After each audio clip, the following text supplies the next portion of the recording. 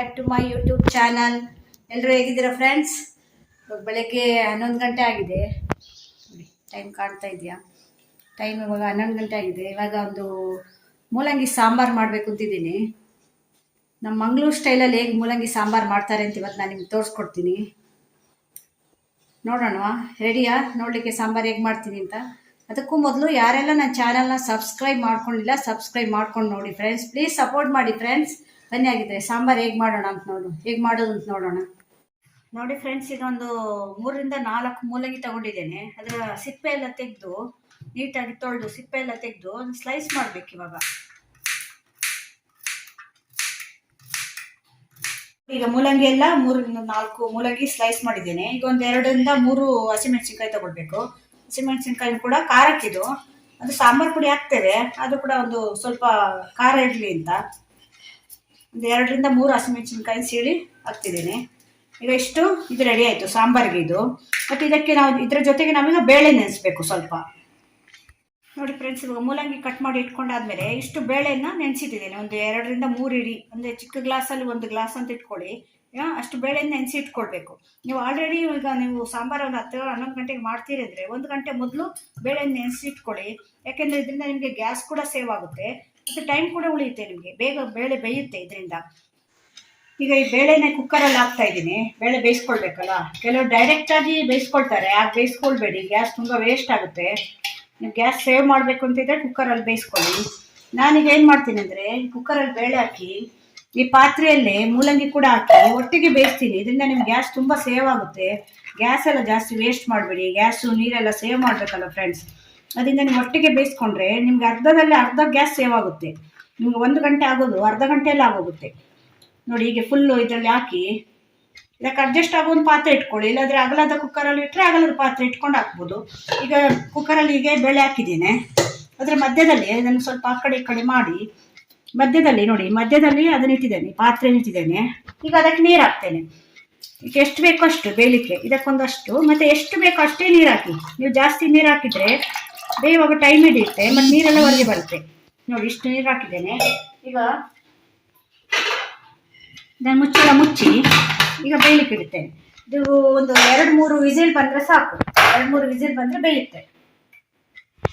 ನೋಡಿ, ಇದಕ್ಕೆ ಇಟ್ಟಿದ್ದೇನೆ. ಈಗ ಬೇಯಿಸಿ ಹಾಕಿ ಇಡ್ತಾ ಇದ್ದೇನೆ. ಇದರಿಂದ 2 ರಿಂದ 3 ವಿಸಿಲ್ ಬರಬೇಕು. ಅದು ವಿಸಿಲ್ ಬಂದು ಬೇಯೋಷ್ಟರಲ್ಲಿ ನಾವು ಇಷ್ಟು ಇದಕ್ಕೆ ಹುಳಿ ನೆನೆಸಿಟ್ಕೊಳ್ಬೇಕು. ಸಾಂಬಾರಿಗೆ ಎಷ್ಟು ಬೇಕು ಅಷ್ಟು ಹುಳಿ ನೆನೆಸಿಟ್ಕೊಳ್ಬೇಕು. ನೋಡಿ ಫ್ರೆಂಡ್ಸ್, ಈಗ ಇದು ಬೆಂದಿದೆ. ನೋಡಿ, ಆಲ್ಮೋಸ್ಟ್ ಇದು ಬೆಂದಿದೆ. ಇದನ್ನು ತೆಗೆದು ಈಗ ಒಂದು ಪಾತ್ರೆಗೆ ಹಾಕ್ತಾ ಇದ್ದೇನೆ. ನೋಡಿ ಎಷ್ಟು ಚೆನ್ನಾಗಿ ಬೆಂದಿದೆ. ನೋಡಿ, 2 ಒಟ್ಟಿಗೆ ಬೆಂದಾಯ್ತಲ್ಲ. ನೀವು ಬೇರೆ ಬೇರೆ ಇಟ್ಟರೆ ಟೈಮ್ ಕೂಡ ವೇಸ್ಟ್ ಆಗುತ್ತೆ, ಗ್ಯಾಸ್ ಕೂಡ ವೇಸ್ಟ್ ಆಗುತ್ತೆ. ಅದರಿಂದ ಒಟ್ಟಿಗೆ ಇಟ್ಟರೆ 2 ಒಳ್ಳೆದಾಗಿ ಬೆಂದಿದೆ. ನೋಡಿ, ಬೇಳೆ ಎಷ್ಟು ಚೆನ್ನಾಗಿ ಬೆಂದಿದೆ. ಈಗ ಬೇಳೆ ಹಾಕಿದ್ದೇನೆ. ಬೇಳೆ ಮತ್ತು ಮೂಲಂಗಿ 2 ಮಿಕ್ಸ್ ಮಾಡಿದ್ದೇನೆ. ಈಗ ಇದಕ್ಕೆ ಹುಳಿದು ರಸ ತೆಗೆದು ಹಾಕ್ತಾ ಇದ್ದೇನೆ. ಒಂದು ಚಿಕ್ಕ ಲಿಂಬೆಹಣ್ಣು ಅಷ್ಟು ಹುಳಿ ನೆನೆಸ್ಕೊಂಡು ಇದಕ್ಕೆ ಹಾಕ್ಬೇಕು ನೀವು. ಇವಾಗ ನೋಡಿ, ಇದನ್ನು ಹಾಕಿ ಗ್ಯಾಸ್ ಮೇಲೆ ಇಟ್ಟಿದ್ದೇನೆ. ಇದಕ್ಕೆ ಸ್ವಲ್ಪ ಈಗ ಒಂದು ಅರ್ಧ ಸ್ಪೂನ್ ಅರಿಶಿನ ಹಾಕಬೇಕು.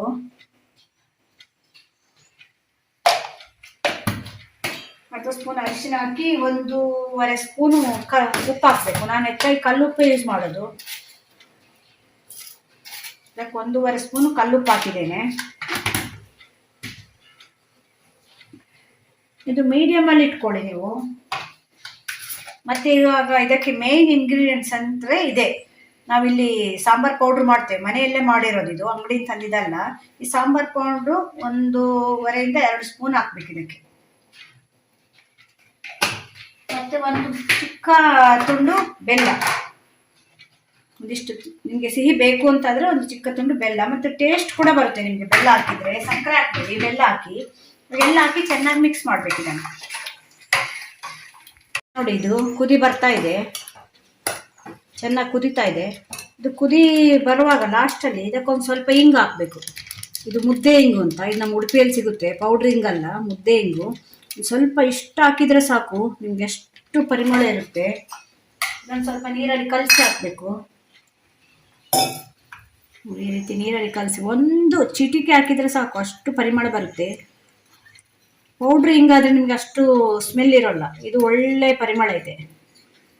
ಇದು ಹಿಂಗೆ ಹಾಕಿದ್ಮೇಲೆ ನೀವು ಜಾಸ್ತಿ ಕುದಿಸ್ಬಾರ್ದು, ಒಂದು 2-3 ಕುದಿ ಬರ್ಬೇಕಷ್ಟೇ ಹಿಂಗೆ ಹಾಕಿದ್ಮೇಲೆ.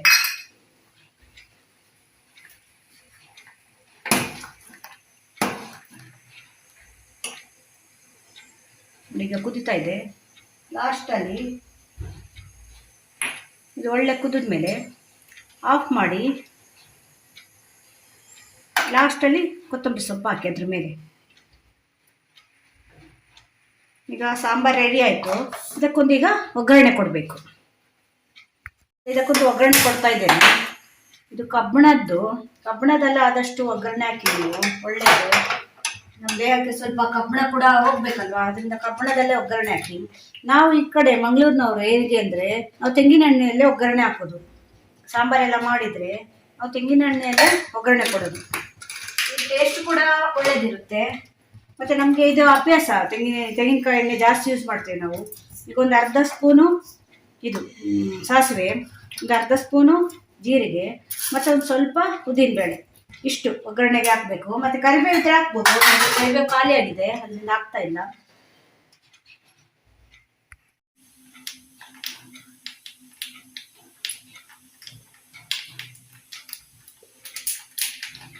ಒಗ್ಗರಣೆ ಆಯಿತು ನೋಡಿ, ಇದಕ್ಕೆ ಹಾಕ್ತಾ ಇದ್ದೇನೆ.